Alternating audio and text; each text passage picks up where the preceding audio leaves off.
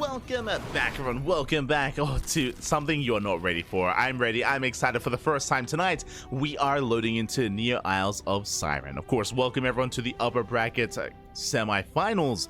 Welcome to our PvZ and spawning in the bottom right-hand corner of Near Isles of Siren. We have our Brood War Zerg player, the Red Zerg.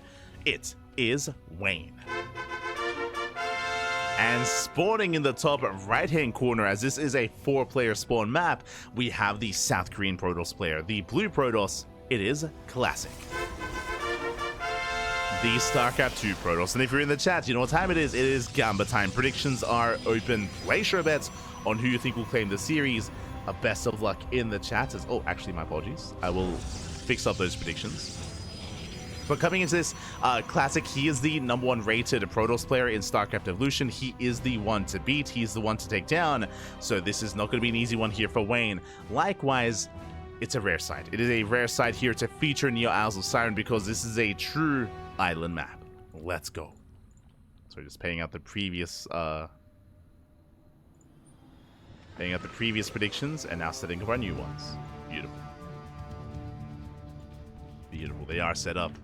But for those that are curious, it's a 4-player spawn map, and what do we have here? We have our main base, we have our natural, we have our 3rd base, and we have our 4th base here off towards the edge. You have to skirt around the edge of your own island, but this is all on one island. You can see here we have these small rivers, we have these small crevices that do actually cut the bases, cut the map into quadrants, into 4 quadrants. We have bottom right, we have bottom left, we have top left, and we have top right. We have we have 4 corner island bases, and we have 1 center island as well that can in a way connect them all.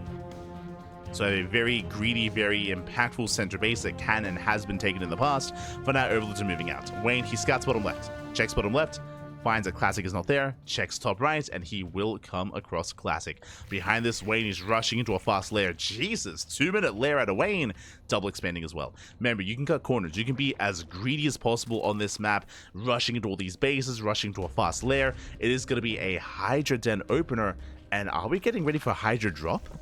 That's what I'm leaning towards here. Lair into potentially Dropper Lords is what I'm leaning towards, or maybe even Nidus play from Wayne. We could see Nidus play as a very fast Hydra Den. Likewise, we do have our Stargate open at a Classic, and upon seeing the Overlord, he knows. He saw the Overlord, he saw the trajectory, so he knows what's coming, and he knows where exactly his opponent is. Double Stargate open at a Classic makes plenty of sense here on an island map. Going into either Mass Oracle or even Mass Phoenix. There it is, Mass Phoenix on the way. So Mass Phoenix out of Classic. Meanwhile, do you see what I see? Ooh, that is going to be the Hydra upgrades here from Wayne. Again, for now, droning up, saturating his bases. And so far, it's taking a more defensive stance here. Pulling back, +1 air attack on the way. So we'll see if Wayne can keep up with the Mass Phoenix. Hydras, of course, they will help, they will assist. We can, of course, morph in Spore or Sunken Colonies as well. Spore Colonies to help defend. Wayne, he hasn't scattered the tech, but against SE2 Protoss, you can assume it's going to be Stargate play. Like 100%. Like, this is the go-to. Either a Skytoss Rush or Mass Phoenix, maybe Mass Void Ray is expected. Phoenix is revealed. And you can see the colonies are on the way.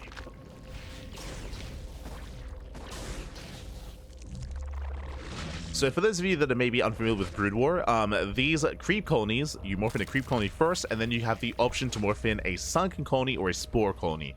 One shoots down, the other shoots up, but the difference here between SE2 and Brood War, they are stationary. They cannot be moved. So they don't have the ability to uproot. Drones are going down. Where's that spore colony, by the way? And drones are falling left and right. Wayne trying to set up, so far losing 3 workers. Massing up Hydras. Now, the reason why you need Hydras early on here, no queens. Remember, there's no queens to defend. There's no queens for Brood War Zerg. I mean, technically there are queens, but they're very different units, right? Queens are spellcasters, almost like the Viper. They're like Vipers in Brood War. Or in SE2. Hydras still step forward. They do step forward, they zone away. Spore has still not been morphed in. And there it is. There are the Dropper Lords, which is what we assumed. It was either going to be a Nidus all-in or a Dropper Lord all-in, and it looks like Wayne, he's building up towards those Dropper Lords. Overlord speed is still on the way, and here they come. Now, again, in Brood War, sorry, I should say in SE2, you have to morph in individual dropper lords. In Brood War, it's kind of like Burrow. You research it, and he scouts. Does see all the overlords. Phoenixes are on the hunt. They get one. One overlord goes down. But the upgrade does impact and does affect every overlord, which actually used to be the case in SE2, if you recall. Like back in Heart of the Swarm, it was a more recent change in Legacy where they made it where you have to morph them in individually. There we go. Wayne, he does load up. Phoenixes, they're out of position. They do hit the main, though. Drones are going down. Wayne is all in. He's completely all in at this point. Does he have enough Hydras? That's what I'm concerned by. Phoenixes, they notice. Classy, he responds. He recalls back home. And we do try to unload. Boys are being pulled. I don't think there are enough Hydras here. As they're being lifted one after the other. Oh, we're out of energy. Oh, no, we're out of energy. They cannot lift. But there's only a handful of Hydras left. 8 Hydras in total. Wayne is supply blocked. He lost all the overlords. Hydras, they get picked off one after the other. Does take down the mineral line. 17 drones go down. Here come the reinforcements. More Hydras coming in. More Hydras get dropped off. Classic trying to catch reinforcements. Hydras, they once again start to step in. They shut down, they depower one of the Stargates. There's still 2 more. Still 2 more Stargates. Oh my god. Oh no! Still not enough Hydras. Force to unload. Yeah, and they're being cleaned up. They're being cleaned up. The Mass Phoenix is just too much here. GG gets called. Classic overwhelms, and Classic takes game number 1. Whew, GG. Classic does take the game. Again, I appreciate the Hydra drop all in out of Wayne. Unfortunately, Classic, he saw it ahead of time. By going Mass Phoenix, he was able to slow it down, able to catch it, able to force the unload earlier than expected, even able to catch reinforcements. So really good positional play there by Classic, really good awareness, and Wayne, unfortunately, was unable to really execute the all-in as well as he would have liked. He was slowed down, was shut down. And with that, we're now getting into game number 2.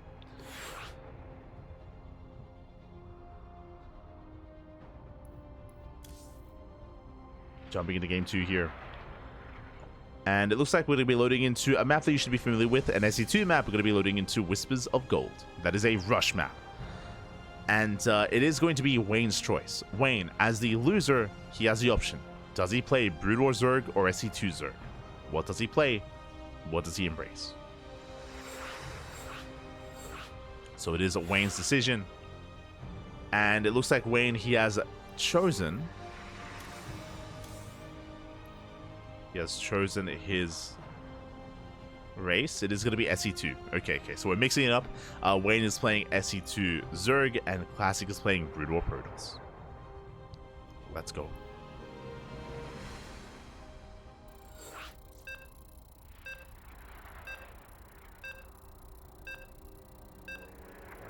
Okay.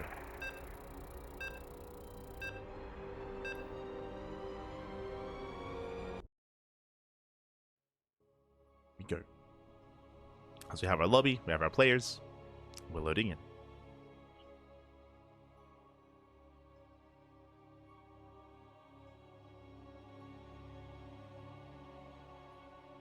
StarCraft 3 released. Co-opium.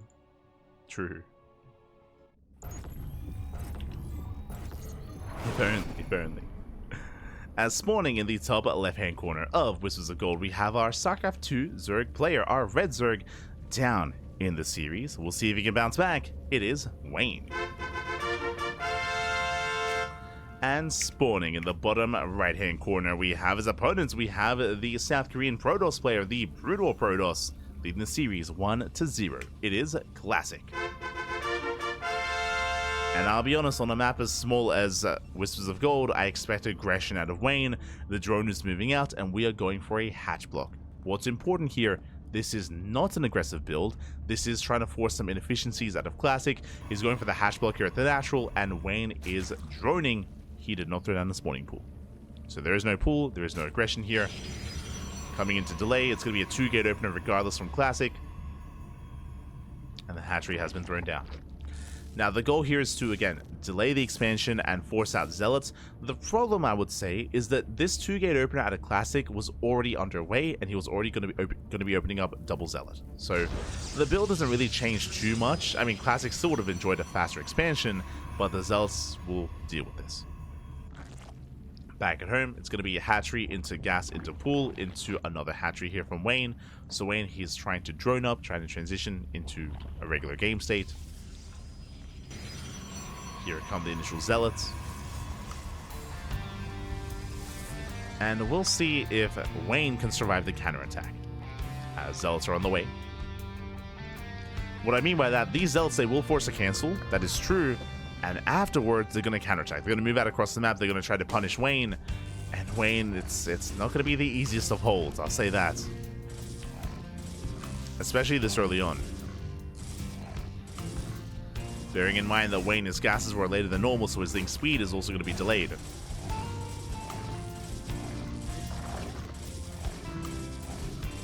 Ooh, Wayne, he lets it finish. Okay. Does let the hatchery finish. Is going to delay this a little bit longer. We have some lings on the way. They could try to dive on some probes. Jeez, that's going to be 4 Zealots, though. It's going to be 4 Zealots here, 4 Classic. Lings, they slip in for a scout. There's going to be that Robo follow-up, so it's going to be into Dragoon, into Reavers. Hatchery goes down. Zealots are being kept busy. But eventually, Classic will counterattack. And you can see Zealots, they just lost interest. Like, you know what? You can keep your lings. I'm going to push. It's going to move out across the map. Dragoon comes in, cleans up the lings. And here comes Classic. I would say walking across the map with purpose. Let's go. Power walking. Likewise, here comes the Bay, the Shuttle, and the Reaver drop. So it's going to be initially Zealot Dragoon aggression into Reaver drop from Classic. Will eventually expand. And Wayne back at home, he cuts workers at 18, and he's massing up lings. He's going for a Bane Bust. Oh my god. He's going for an all-in. He did drone somewhat. But he's getting ready for more aggression.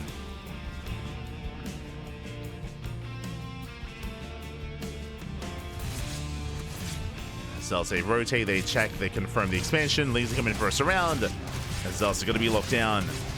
Going to be cleaned up. Oh. They trade somewhat well against the lings. That's going to be 4 Zealots for 12 lings. As Wayne moves out, Bailey Nest is... Oh, Bailey Nest is cancelled. Never mind.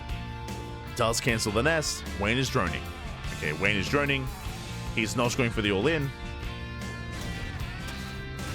Back at home, Dragoon does hold. Nice control. Saving the Dragoons.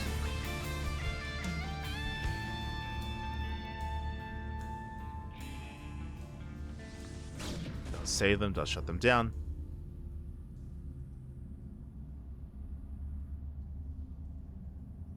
But now is holding. We have a delayed Bailey Nest here for Wayne, so he's going back into Bailings. But more importantly, here come the Reaver. Here comes the Reaver. You can see here there are 3 Scarab shots. 3 Scarabs available. Classic sees the one drone.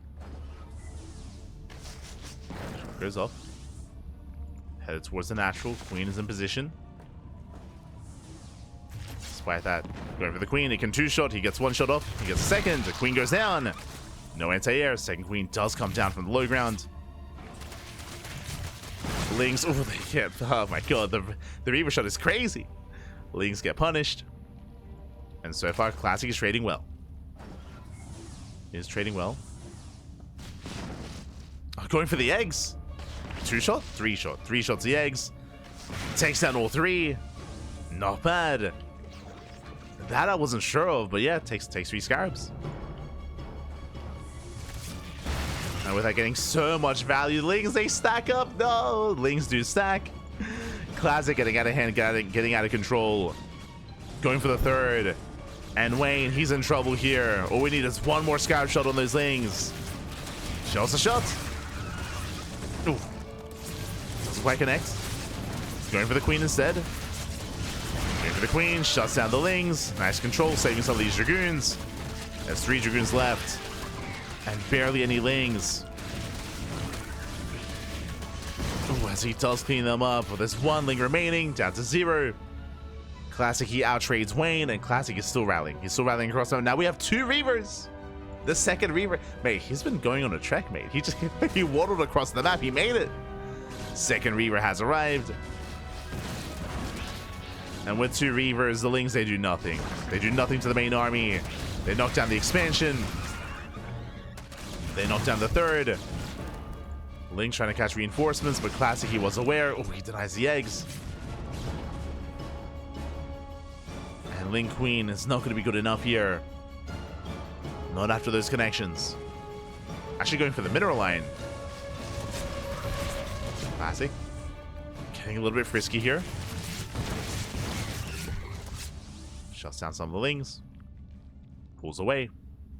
Wayne getting ready for his own Bane Bust counterattack, but he gets spotted. He gets seen. Classic is aware. Classic, he is aware. Baneling's waddling forward. But Dragoons are ready for this. Yeah, the Banelings, they do nothing. They take down one pylon. GG gets called as Classic's Snowball's out of control, and Classic will take the series 2-0. GG. Ooh, GG, well played. Classic, he does claim it. Wayne did open up with a more non-standard start, of course, trying to delay the economy of his opponents, but for the most part, Classic was able to get comfortable in that series, was able to settle in. It did feel like Wayne was very indecisive. Remember, Wayne, initially, he was going for a Bane Bust, and then he canceled the Bailey Nest, and then he remade it like 20 seconds later. Like, he was like, again, trying to figure out what he wanted. He was stumbling his way into the mid game. Eventually got into Ling Bane. He wasn't quite able to punish the Reavers. He wasn't quite able to catch any reinforcements, and in the end he was torn apart. GG, well played. We do have our top 2 players here in the upper bracket. Up next, we have the upper bracket finals. Let's go.